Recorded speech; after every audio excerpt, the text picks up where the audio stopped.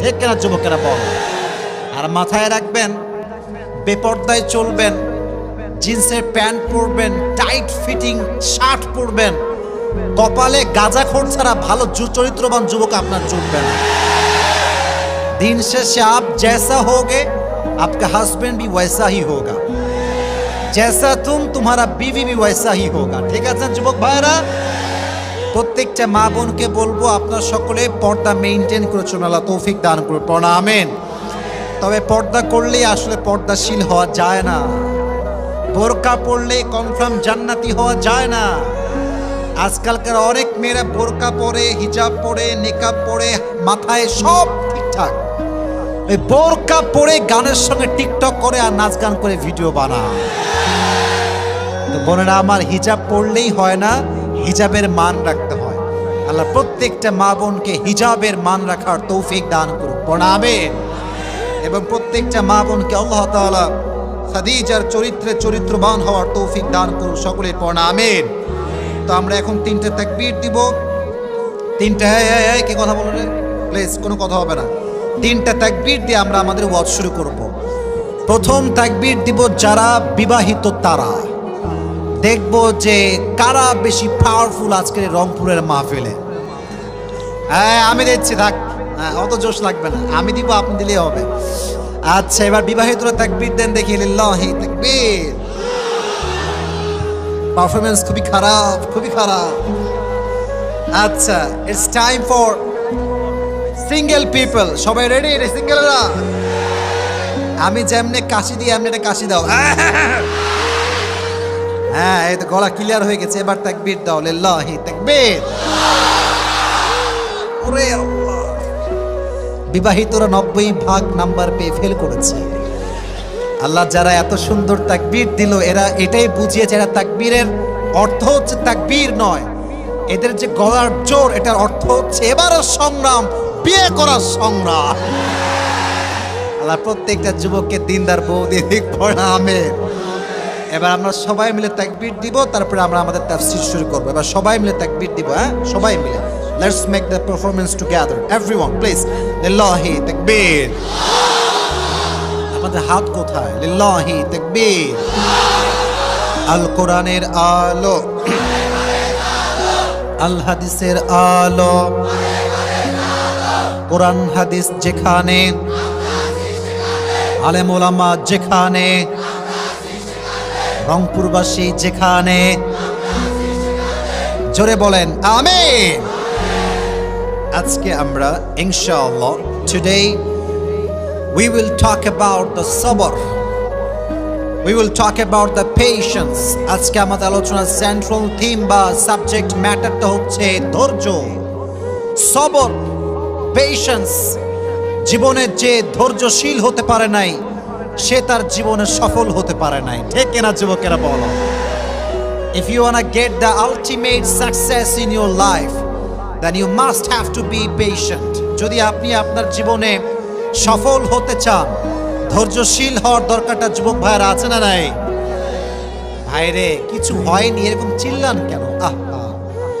আচ্ছা আমি বলি এই যে ক্যামেরাম্যানটা দিয়েছে হয়তো একটু কম দেখা যাচ্ছে, তবে মাথায় রাখবেন ক্যামেরাম্যান আছে বলেই আজকের এই মাহফিলে চতুর্পাশে যুবকদের গণজোয়ারের বাপ ভাঙ্গা জোয়ার নেমেছে। আমার ভিডিও দেখেই তো আপনারা আসছেন, সুযোগ দেন। আর আমি তো লম্বা মানুষ, চেয়ারও লম্বা, আমি ডান বাম হব, সবাই আমাকে দেখতে পাবে, প্লিজ কোনো আওয়াজ করবেন না। তাহলে আজকে আমাদের আলোচনার সেন্ট্রাল থিম বা সাবজেক্ট ম্যাটার হচ্ছে সবর। জোরে বলতে হবে, নামটা কি? তোমরা কথা বলো না কেন? বলেন সবাই মিলে বলেন সবর। এবার বলেন ধৈর্য। জীবনে সফল হতে লাগবে কি?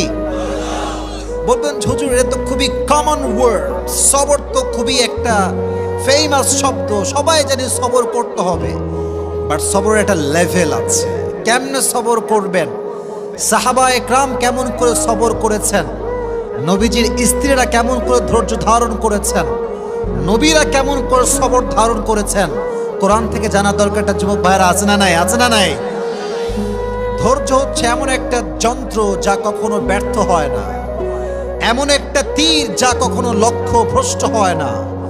ধৈর্য এবং সফলতাকে আল্লাহ তাআলা এক এমন বিজয়ী সৈনিক বানিয়েছেন যা কখনো পরাজিত হয় না। সুবহানাল্লাহ পড়লেন না? ধৈর্য এবং সফলতা হচ্ছে সহোদর ভাইয়ের মতো। যে ধৈর্যশীল হবে সে সফল হবে, আর যে হাল ছাড়বে সে অসফল হয়ে যাবে। ঠিক কিনা যুবকেরা? ওয়াস্তাঈনু বিসসবরি ওয়াসসালাহ। আল্লাহ বলছেন তোমরা আমার কাছে সাহায্য চাও দুইটা জিনিসের মাধ্যমে, এক হচ্ছে ধৈর্য, দুই হচ্ছে নামাজ। বলেন যুবক ভাইরা, এক নম্বরে কি? বলেন জোরে, এক নম্বরে কি? দুই নম্বরে নামাজ। দুইটা জিনিস দিয়ে আমার কাছে সাহায্য চাও। তোমার সাহায্য চাওয়ার সঙ্গে সঙ্গে আমি আল্লাহর গায়েবী সাহায্য তোমার কাছে পৌঁছে যাবে। সুবহানাল্লাহ পড়ে। দিস ইজ দ্য সবর। এটা হচ্ছে ধৈর্য। সাহাবায়ে কেরামদের মাঝে কেমন ধৈর্য ছিল, নবীদের মাঝে কেমন ধৈর্য ছিল, কোরআন থেকে কিছু এক্সাম্পল আমরা জেনে নিব। আচ্ছা, এই বর্তমান সমাজে এমন কিছু লোক আছে না যে যখনই বলবেন ভাই কেমন আছেন, আর বললেন না ভাই জীবনটা তামা তামা হয়ে গেল। বলে না বলে না বলে না বলে না? অনেক যুবক, কিরে বিয়ে হইল তোর? বিয়ে হয় না কেন? বলে কিসের বিয়ে মিয়া, ছাগা খেয়ে বেকা হয়ে গেছে। আমাদের কথার মাঝে কেমন যেন সবরের পরিচয়টা নাই। সবের যে হবে, ধৈর্যশীল যে হবে, যখনই তার সঙ্গে কেউ বলবে ভাই হাউ আর ইউ, কেমন আছেন, তার কোনো কথা ছাড়া সে প্রথমে বলবে আলহামদুলিল্লাহ। বলেন সবাই আলহামদুলিল্লাহ। কেউ যদি বলে তুমি কেমন আছো, ভাই আলহামদুলিল্লাহ অনেক ভালো আছি, এই যে বলবেন আমি ভালো আছি, আল্লাহ এতটা খুশি হয় বান্দার এই শুকরিয়ার কারণে যে আল্লাহ বান্দার সমস্ত দুঃখ কষ্টকে হালকা করে দেয়। সুবহানাল্লাহ পড়েন আপনার যুবক ভাইরা, সবাই সুবহানাল্লাহ পড়েন। এবার আসেন, অসুখে কেমন করে ধৈর্য ধারণ করবেন তার জ্বলন্ত প্রমাণ হচ্ছে আইয়ুব আলাইহিস সালাতু ওয়াস সালাম। ওয়া আইয়ুব ইয নাদা রাব্বাহু আন্নী মাসানি আয-যুররু ওয়া আনতা আরহামুর রাহিমিন। যখন আইয়ুবকে একটি রোগে ধরে বসলো, এদিকে তাকান আমার বডির দিকে, আইয়ুবের পা থেকে পচন শুরু হয়েছে, পা পচে গেছে, পেট পচে গেছে, অবস্থা খুবই খারাপ। এমন করে আসতে আসতে যখন জবান পর্যন্ত আসছে, আইয়ুব বলছে আল্লাহ সব নষ্ট হোক আমি রাজি আছি, বাট যে জবান দিয়ে তোমার জিকির করি এই জবান নষ্ট হলে আমি চুপ থাকতে পারবো না। সুবহানাল্লাহ পড়লেন না? তবে ধৈর্য কাকে বলে? তিনি কোনো অভিযোগ করেন নাই যে আল্লাহ তুমি কি মানুষ পাইলে না, আমার মতো নবীকে তুমি এই রোগ দিয়েছো। তিনি বলেন নাই, তিনি বলেছেন ওয়াইয়ুব ইয নাদা রাব্বাহু আন্নী মাসানি আয-যুররু ওয়া আনতা আরহামুর রাহিমিন। আইয়ুব আলাইহিস সালাতু ওয়াস সালাম বলছে আল্লাহ আমি তো রোগাক্রান্ত হয়ে গিয়েছি, আমি তো বিপদগ্রস্ত হয়ে গিয়েছি, এবং তুমি সবচাইতে দয়াময়। আওয়াজ দিয়ে বলেন তো তিনি কে?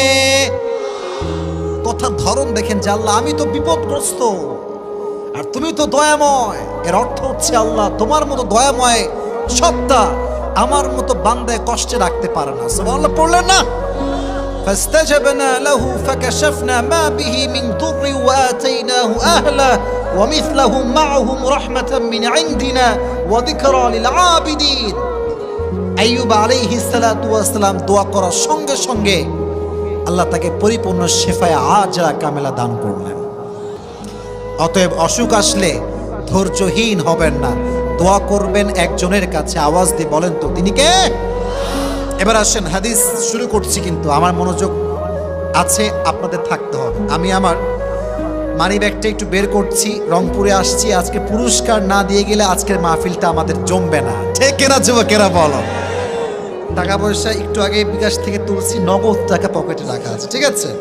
তা আমার ওয়াজটা শুরু হয়েছে, আলোচনার মূল বিষয়বস্তু ছিল কি? সবাইকে বলতে হবে, বলেন কি ছিল? আমি যেই যেই চ্যাপ্টারগুলো শেয়ার করব, যুবকেরা আমার আই কন্ট্যাক্ট খেয়াল করবে। যদি কোনো যুবক এগুলোকে শেষে গিয়ে দাঁড়িয়ে বলতে পারে আমার প্রশ্ন অনুযায়ী, তার জন্য আমি আজকে পুরস্কার দিয়ে যাব, স্পেশাল পুরস্কার। রাজি আছেন তো ইনশাআল্লাহ? তাহলে আইয়ুব আলাইহিস সালাতু ওয়াস সালাম অসুখে ভুগেছেন, ধৈর্য হারিয়েছেন না ধৈর্যশীল ছিলেন? ধৈর্যশীল থাকার কারণে তার দোয়ার বদৌলতে তাকে তার অসুখ থেকে মুক্তি দান করেছে একজন। আওয়াজ দিয়ে বলেন তিনি কে?